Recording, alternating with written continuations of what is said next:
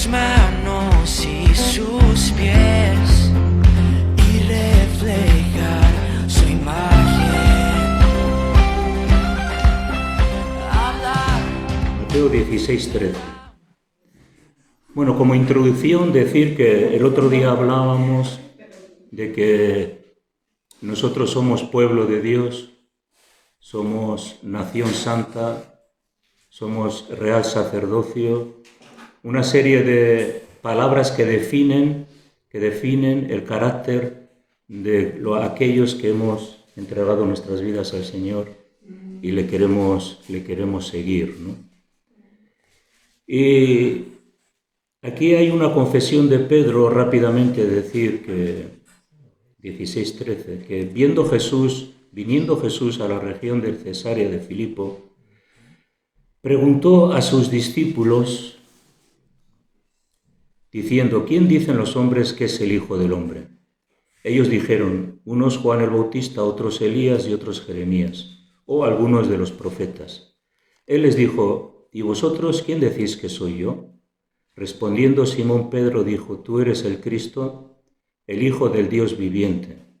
Entonces le respondió Jesús: bienaventurado eres Simón, hijo de Jonás, porque no te lo reveló carne ni sangre, sino mi Padre que está en los cielos.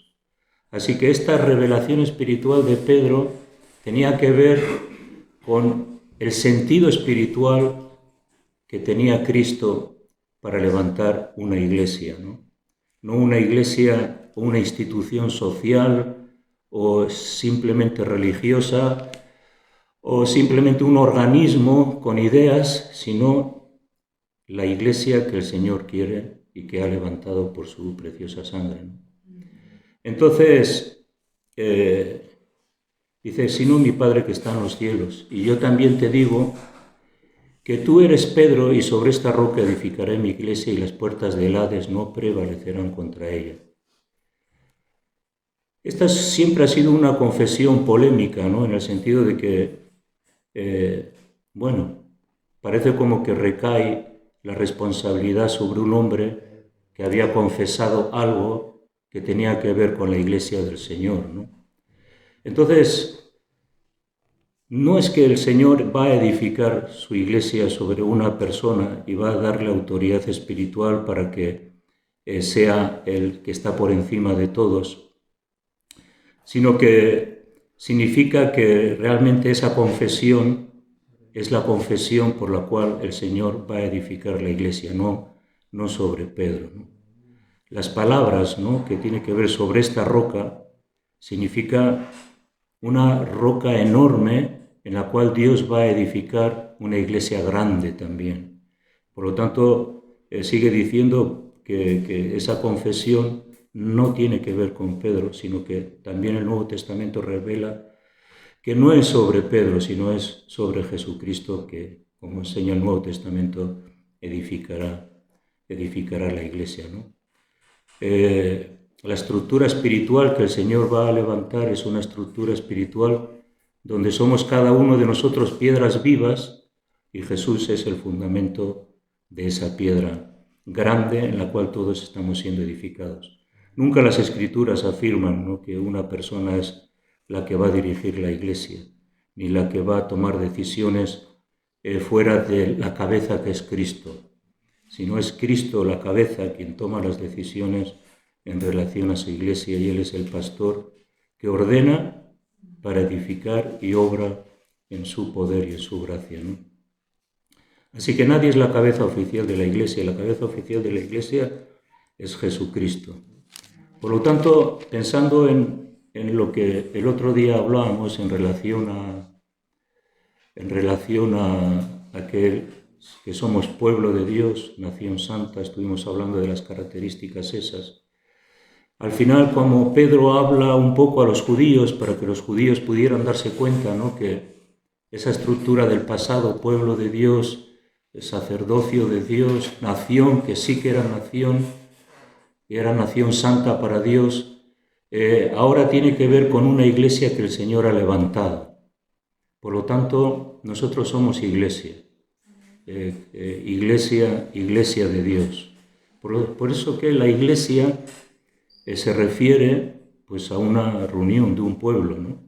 Hablábamos de un pueblo que ha sido llamado y también ha sido convocado.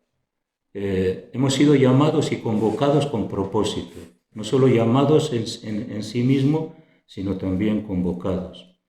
Por eso que iglesia en el griego es eclesia y se refiere a esa reunión de un pueblo llamado por Dios a través de Jesucristo. Y esas son las características. Así que la congregación de cada pueblo, de cada nación, la congregación en el mundo tiene que ver con los ciudadanos del reino de los cielos. Esa ciudadanía nos la da el Señor por medio de Jesucristo, a través del arrepentimiento, perdón de pecados y salvación. Entramos a ser ciudadanos. Entonces esa ciudadanía pues tiene que ver con el pueblo y tiene que ver con la nación.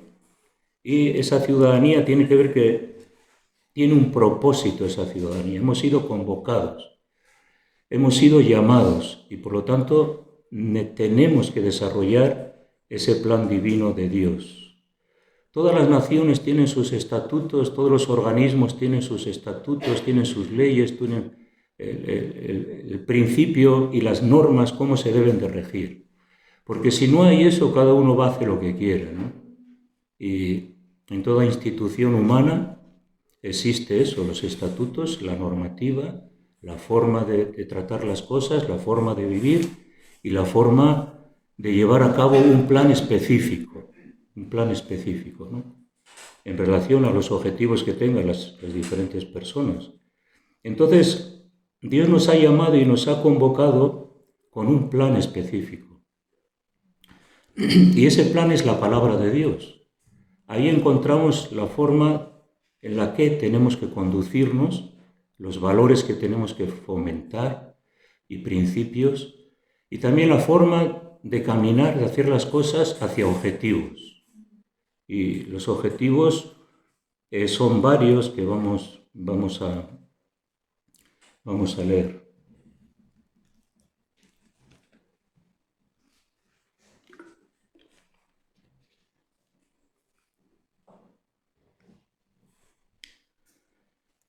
Entonces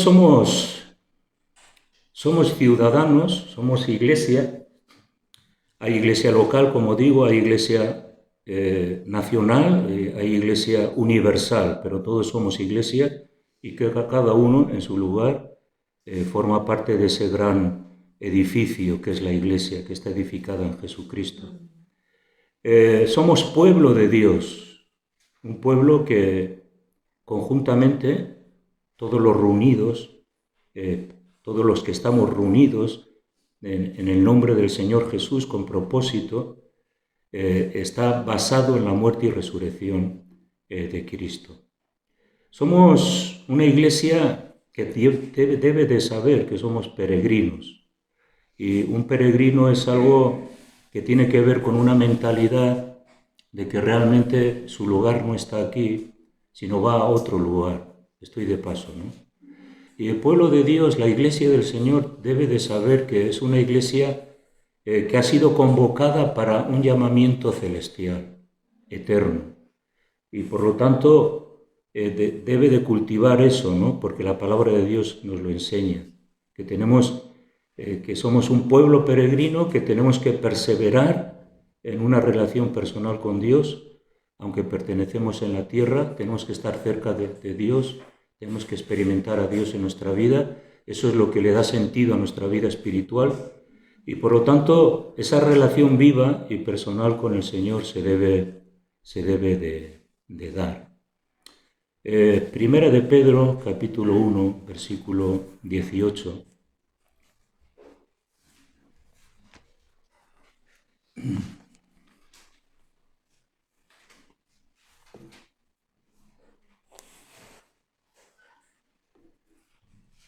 Nos dice: sabiendo que fuisteis rescatados de vuestra vana manera de vivir, la cual recibisteis de vuestros padres, no con cosas corruptibles como oro o plata, sino con la preciosa sangre de Cristo como de un cordero sin mancha y sin contaminación, ya destinado desde antes de la fundación del mundo.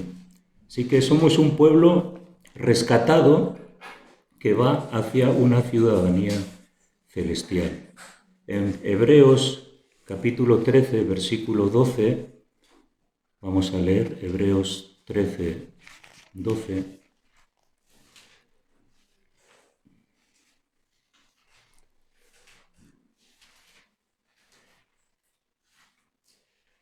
Dice, por lo cual también Jesús, para santificar al pueblo mediante su propia sangre, padeció fuera de la puerta. Salgamos pues a él fuera del campamento, llevando su vituperio.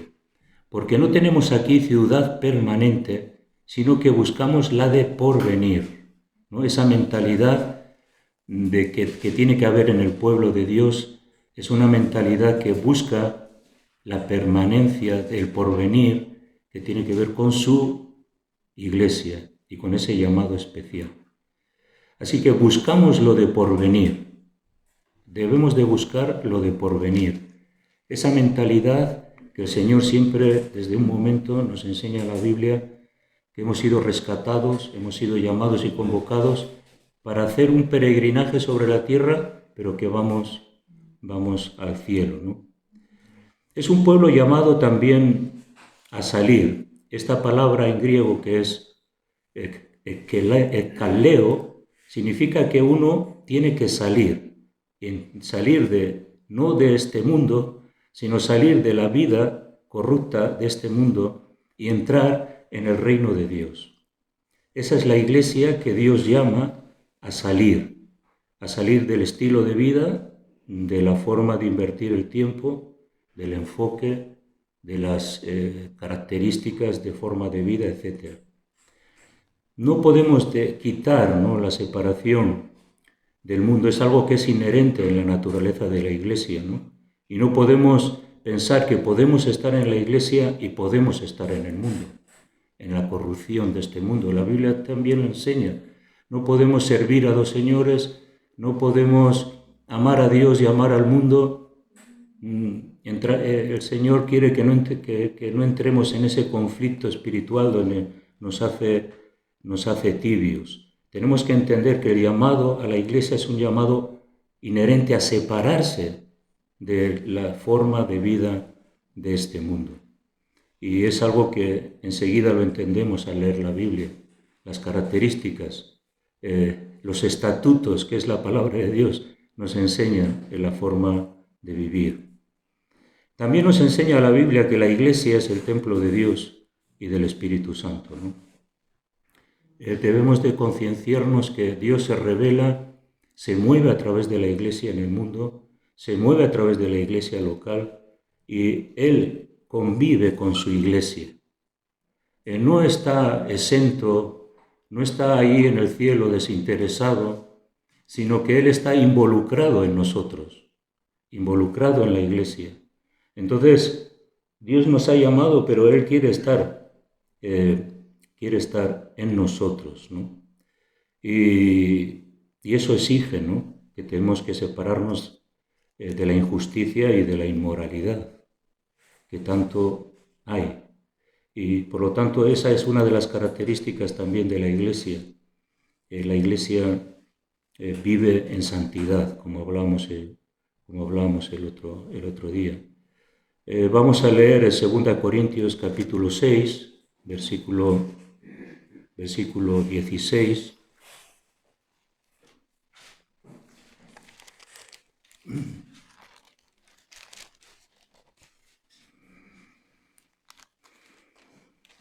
Segunda de Corintios, capítulo 6, versículo 16.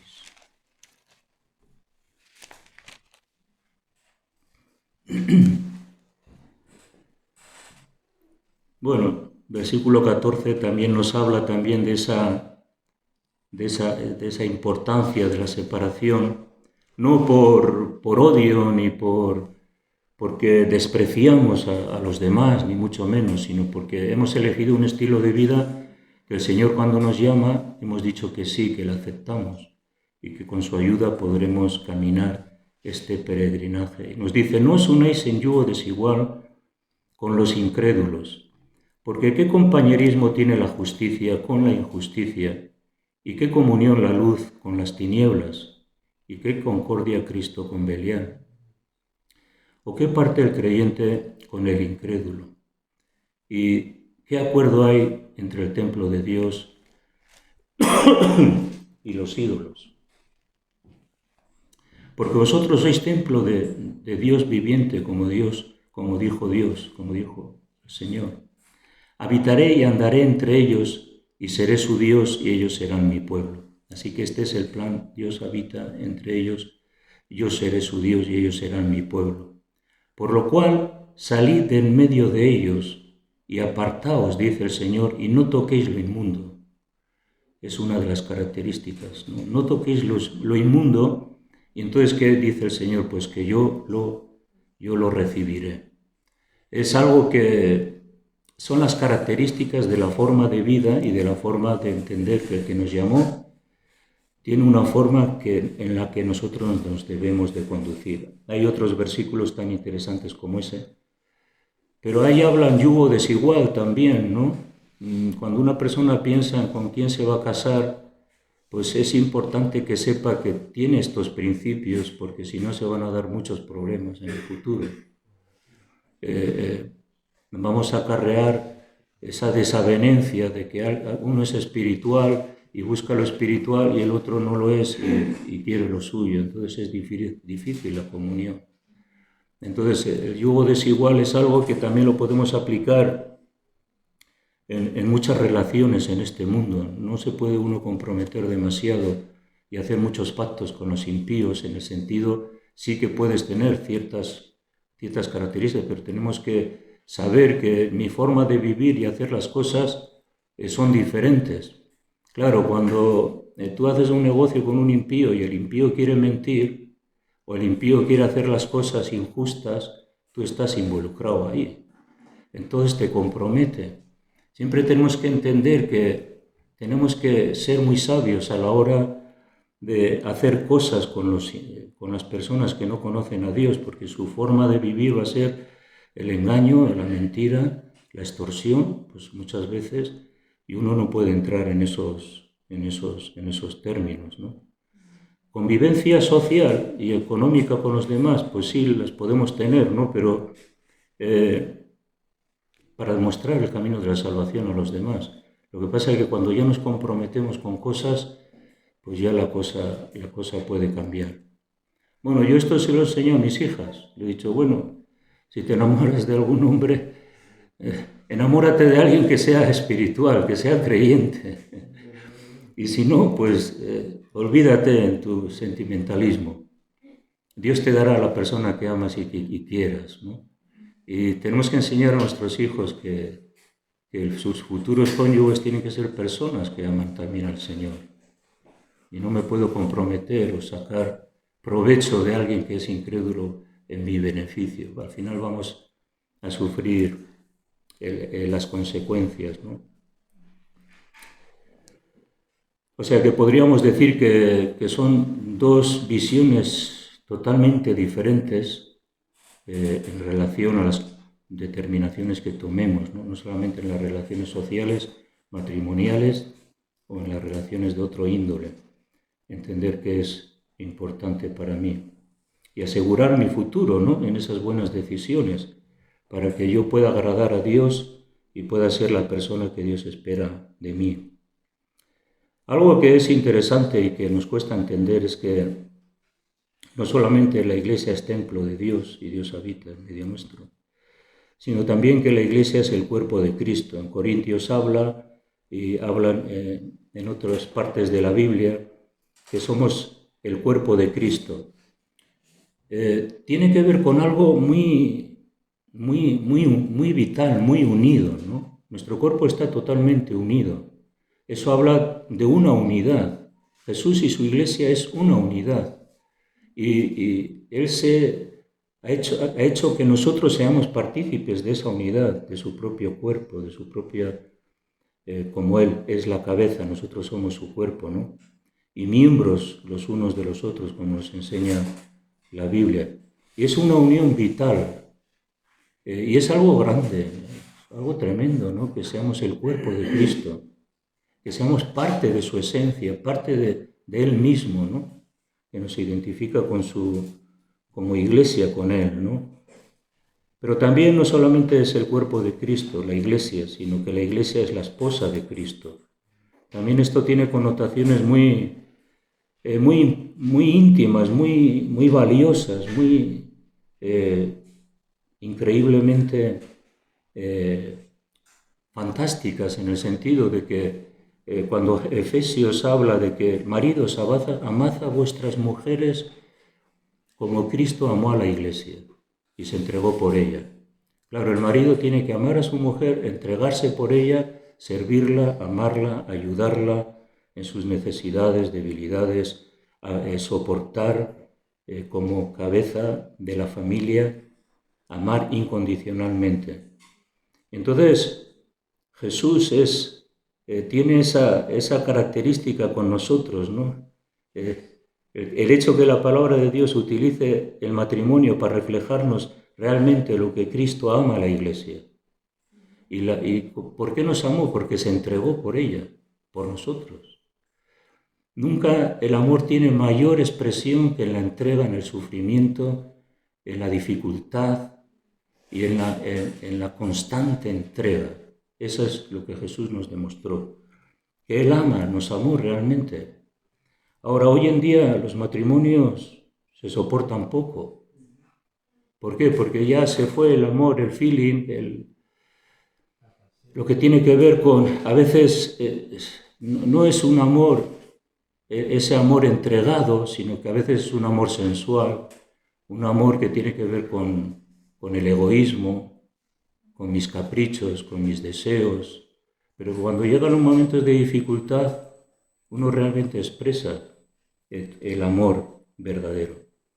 Por eso la Biblia dice que el amor es sufrido, el amor es benigno, el amor no tiene envidia, no se envanece, el amor no busca lo suyo, no se irrita, no guarda rencor. Y así el Señor nos ama y nos perdona también. Pero el marido con su esposa tiene que ser igual, exactamente igual. Y debemos de entender que somos la esposa de Cristo. Ahora, cuando decimos que somos la esposa de Cristo, la iglesia es la esposa de Cristo, estamos seguros, que Él nos va a cuidar, ¿a que sí? Que Él nos va a amar, que Él nos va a perdonar, que Él nos va a soportar, ¿no? Y es interesante eso, ¿no? Que la iglesia es la esposa de Cristo y que Él va a ser siempre fiel. Uno puede ser infiel en el matrimonio. Y vemos que cada vez muchos matrimonios se rompen por la infidelidad. Cuando uno es infiel a su cónyuge, hay algo que ocurre en lo espiritual. Y no se puede esconder, porque la infidelidad habla de un menosprecio hacia la otra persona, no le importa nada, y eso se manifiesta luego en el tiempo. Entonces, Dios es fiel. Él va a ser siempre fiel con nosotros. Él siempre nos va a amar. Él siempre va a tener esa familiaridad con la iglesia. Siempre va a estar dispuesto a ayudarnos, a socorrernos. Él nunca nos va a abandonar. Pero ¿cuántas mujeres se sienten abandonadas por sus maridos? ¿Cuántas mujeres se sienten frustradas porque su marido no es la persona que pensaba que iba a ser y tienen que sufrir las consecuencias? Pero el Señor nunca nos va a dejar. Amén. Aleluya. Amén. Y en Él podemos confiar. Así que la iglesia es la esposa de Cristo y tenemos ahí la seguridad y la familiaridad de que Él estará con nosotros siempre para sustentarnos. Y también lo dice en Efesios, ¿no? Así Cristo sustenta a la iglesia. Sustentar significa que constantemente la está alimentando, la está ayudando, la está alentando, la está animando. Nunca pone el juicio, la carga sobre las personas que fallan. Siempre espera que animar, fortalecer, ayudar a levantar a aquellos que se sienten caídos, ¿no? Bueno, la Iglesia es una confraternidad, ¿no?, espiritual en todo el mundo. Hay creyentes que ya no están aquí, ya partieron con el Señor, pero hay otros que todavía estamos aquí. Es la Iglesia visible, pero la Iglesia invisible está esperando la culminación de los tiempos y la venida de Cristo, ¿no? Y esta fraternidad tiene que ver con unidad, comunión, unidad, la unidad del Espíritu que nos enseña la Biblia, el bautismo del Espíritu Santo, donde todos tenemos que estar sumergidos para ser esa fraternidad y poder demostrar a este mundo visible que hay un Dios el que se le puede experimentar y que se puede experimentar la unidad. Qué importante es la unidad. También la Iglesia tenemos un ministerio y tenemos un ministerio espiritual. Y es un ministerio que a través de los dones del Espíritu no solamente podemos ministrarnos unos a otros, sino también aquello que Dios ha puesto en la Iglesia a poder transmitir a los demás, para que la salvación alcance. El llamado del Señor, y el otro día cuando leíamos en 2 de Pedro, nos decía que vosotros sois ese sacerdocio, ¿para qué? Para que anunciéis las virtudes de aquel que os llamó de las tinieblas a su luz admirable. Ese es el ministerio espiritual de la Iglesia, anunciar esas virtudes, y también como un ejército comprometido.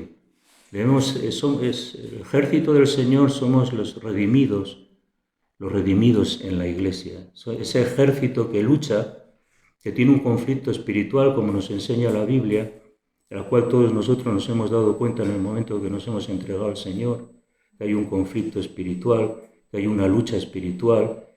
Habla Efesios de la espada del Espíritu, el yelmo de la salvación, la coraza de justicia, los pies para el apresto del Evangelio de la paz. Es una vestidura para un conflicto, pero no un conflicto de sangre, es un conflicto espiritual. No solamente para ganar nuestra salvación, sino también para poder ganar la salvación de otros. Así que estamos sumisos en ese conflicto espiritual. Somos como guerreros que esgrimimos la palabra de Dios. Y esa palabra de Dios es la que nos lleva a la verdad y la que nos lleva al triunfo frente a todas las mentiras del diablo. Efesios dice que, sobre todo, tomad el escudo de la fe para que podáis apagar los dardos de fuego del maligno. Entonces, el escudo de la fe es que tú, con la fe en la palabra de Dios, haces frenar toda mentira y todo aquello que el diablo ha promovido contra ti. Y ahí te mantienes con el escudo bien protegido, de tal forma que tú puedes salir ileso de esa batalla. La Biblia dice: resistid al diablo y él huirá de vosotros. Esa batalla es una batalla de resistencia. A veces la tentación es fuerte, también a veces la tentación puede parecer demasiado fácil y sencilla, y incluso a veces las tentaciones son más fuertes que cuando no creías en el Señor. Yo me acuerdo que cuando me convertí, el diablo me ofreció tantas oportunidades que antes no las había tenido. Pero sin embargo, tenemos que soportar esa batalla y mantenernos en los estatutos de la palabra de Dios, que es la forma de vivir. Así que tenemos que aguantar ese conflicto espiritual. Cuando salimos de la iglesia, enseguida, pues cuando estamos en la calle, vamos aquí, enciendes la televisión, miras en internet, te das cuenta que el mundo es tenebroso, que son como lazos que atrapan a los incautos en mil cosas, pero que también el creyente también tiene que tener cuidado con todo eso, porque hemos leído antes que no toquéis lo inmundo y yo os recibiré. Entonces, tocar lo inmundo es cuando por nuestros ojos y en nuestros pensamientos maquinamos cosas negativas que nos hacen apartarnos del Señor.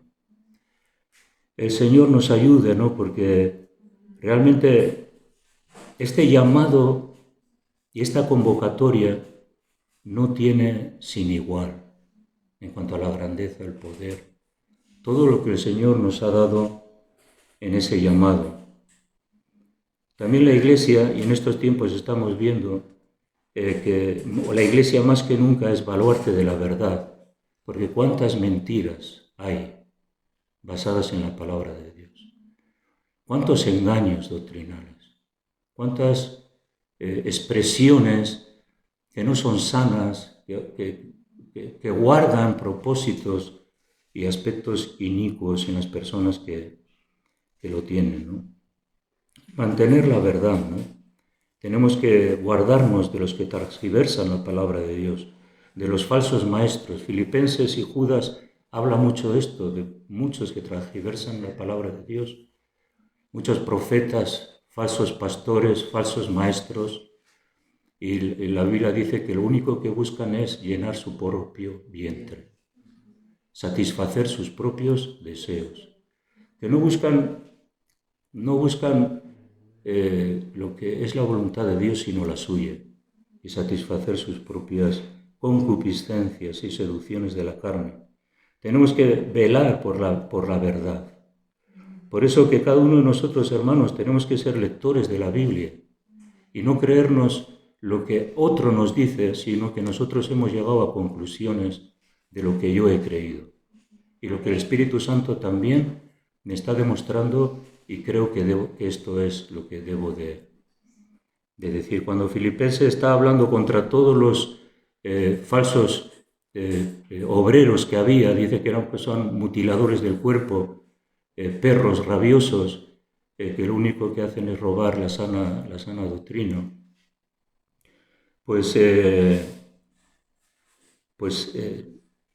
Dice, ¿no?, que el texto que, no vamos a leerlo ahora, pero dice el texto que vosotros tenéis el Espíritu Santo que os guiará a toda la verdad que está en Jesús. Y eso lo dijeron los discípulos, lo dijeron luego en las cartas. Dice, no tenéis necesidad que nadie os enseñe, pero el enfoque de eso no es que nadie les podía enseñar, no, sino que el Espíritu Santo que hay en ellos les iba a enseñar. Iban a ser capaces de discernir lo bueno y lo malo. Y ahí estamos nosotros, tenemos que ser capaces de discernir lo que es bueno y lo que es malo. Yone está dando enseñanza a los jóvenes sobre diferentes sectas. Y todos utilizan la palabra de Dios. Y ahora no sé cuál están estudiando, creo que los mormones. Pero tenemos que discernir lo que está mal. En toda falsa enseñanza hay un profeta que se levanta y dice cosas que la Biblia no dice y que dice él que son revelaciones suyas. Y todos tienen lo mismo. Y la Biblia que dice que si tú añades a la palabra de Dios vas a ser destruido, pero también si quitas, también vas a ser destruido.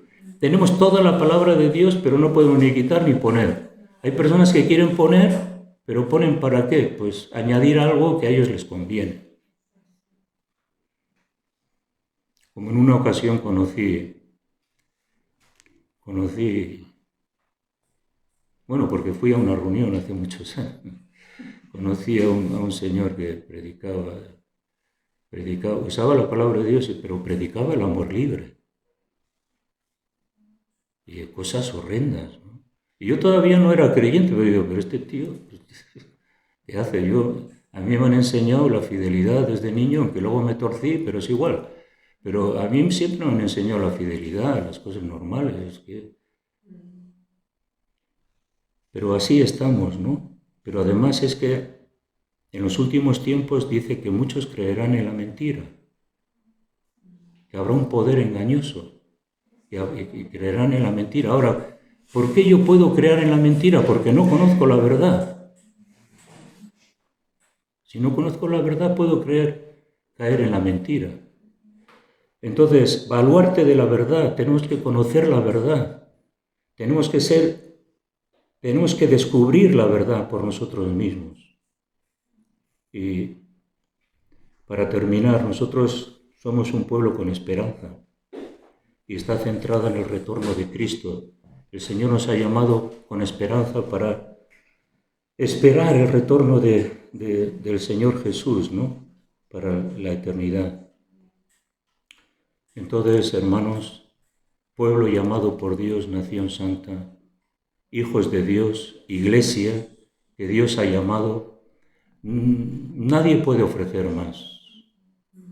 Pedro dijo, Señor, ¿a quién iré? Pues si solo tú tienes palabras de vida eterna, ¿no? ¿A quién iremos? Claro, el mundo te ofrece sus satisfacciones, sus pecados, sus deseos, pero no te ofrece nada más. Y te quedas muerto en tus delitos y pecados. Señor, ¿a quién iremos? Solamente tú tienes palabras de vida eterna. No hay... Hoy en día, estaba pensando esta mañana que se inventan muchas cosas para la satisfacción personal del hombre. Algunas están bien, pero otras son que no tienes necesidad de eso, pero la gente te hace ver que tienes necesidad. Y hay muchos inventos y muchas cosas y toda una estructura para satisfacer al ser humano. Pero realmente quien puede satisfacer al ser humano es Dios, el que llama, convoca para vivir un estilo de vida que realmente le hace feliz y le hace sentirse bien. Aleluya. Tu poder